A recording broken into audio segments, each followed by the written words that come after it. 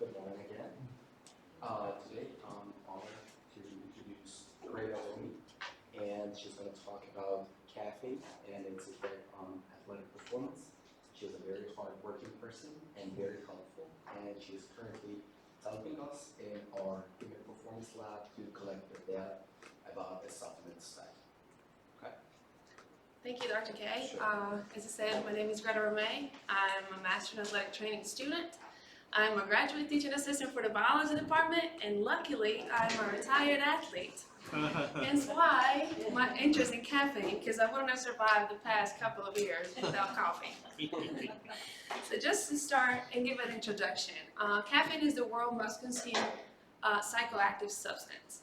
There's about 90% of adults in America that consumes it, and it consumes about 200 milligrams a day. Now, it seems like a lot, but the dose approved by the FDA is 400 milligrams a day. But on average, about 2 cups per day are consumed by Americans. So in the last couple of years, or the 1900s, starting in the 1900s, there's been a rising caffeine consumption, and that increased the interest of many researchers. So at the beginning of the 1900s, in secret, trainers, not athletic trainer, personal trainer, started to provide athletes with cocktails that were composed of either coffee or some other substances that are now not allowed, such as cocaine and heroin, to enhance performance on athletes. Yeah, that's why they're not allowed now, of course. But that increased the interest in researchers and understanding why caffeine influences the brain and above all sports performance. So an interest in understanding the correlation between caffeine and exercise performance allowed us to discover the benefits that caffeine has on what I'm going to talk about next. So the purpose of the research is to determine if supplementation has a physiological effect on performance in 2 different kinds of exercises that I'm going to talk about in a second. Supplementation of caffeine does not only mean drinking coffee. It also includes substances such as pre-workouts or caffeine-containing elements. We have gums, we just have pills. If you ask a bunch of my old teammates, that's what we were surviving on, literally, during long day competitions, but also pre-workouts. And now pre-workouts are very big in our society. I don't know if anybody has TikTok and sees everybody taking dry scoops of pre-workouts just to enhance their workout later on. So the mechanism of action of caffeine, there's 3 different methods. The first one that is widely accepted is the influence of caffeine on the central nervous system. Caffeine acts as the same way as adenosine triphosphate does, stimulating the brain. So the 2 molecules act the same exact way. They stimulate the brain, they enhance attention, and they also increase performance. But caffeine also appears to have direct effect on muscles and their tonicity. But there's also another thing that we need to discuss, and it's placebo effect. So we all know that many times we are just affected by what we think is going to happen. Therefore, that's another thing that we have to consider. But specific to caffeine and exercise, there's 2 major influences. The first one is caffeine and endurance exercise, and the second one is caffeine and muscular strength and power. As far as caffeine and endurance exercise, according to research, caffeine has consistently been shown to improve endurance by 2 to 4%. Now, you're going to look at me and say 2 to 4%, it's nothing. But according to research, simply a 1 to 2% change position for athletes at the Olympics as far as going from the last position towards the top. So it's actually a good percentage. And 74% of elite athletes use caffeine as an ergogenic aid prior to or during sporting activities. Connected to muscular strength and power, 3 to 6 milligrams by kilos of body mass is ingested in the form of pills, majority of the time, in the form of capsules, and the right time, it's typically 30 to 90 minutes before the exercise. And caffeine ingestion provides ergogenic effects of moderate to large magnitude for both mean and peak velocity. Now, if you have experience with exercise itself, above all lifting and weightlifting, you know that when you have an increase in velocity of lifting a certain weight, that's because it's getting easier. Therefore, your ability of lifting more, it's increasing. Hence, you're capable of lifting a heavier weight.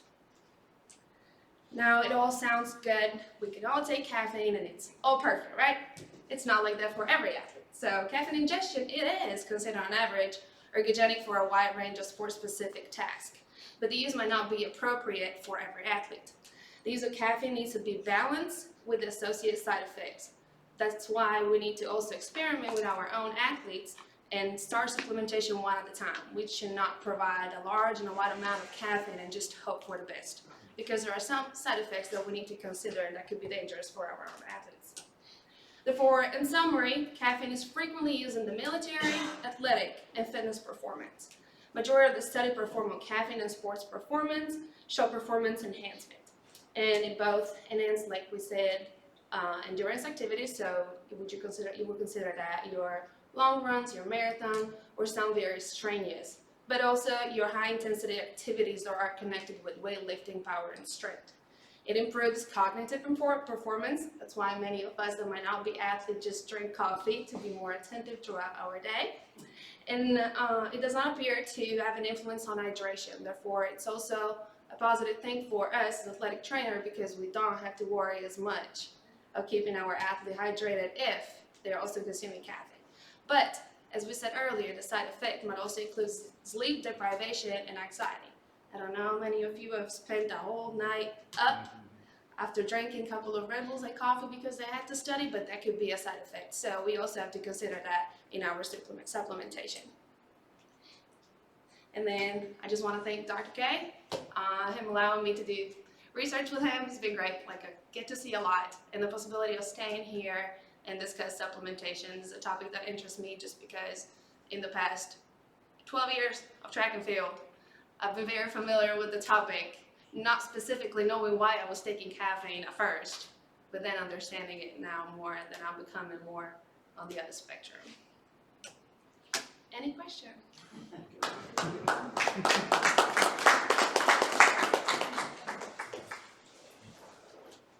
Questions for our speaker?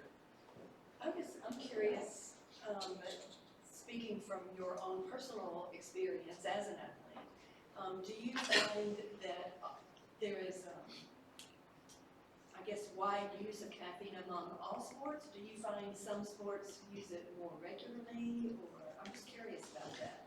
So now that I'm on the other side, so now that I get to be at different clinical sites, I get to see what athletes like to do more. As far as me personally, when I was competing in track, I saw a lot of my teammates taking it, above all multi. So people that have more than one event during the day.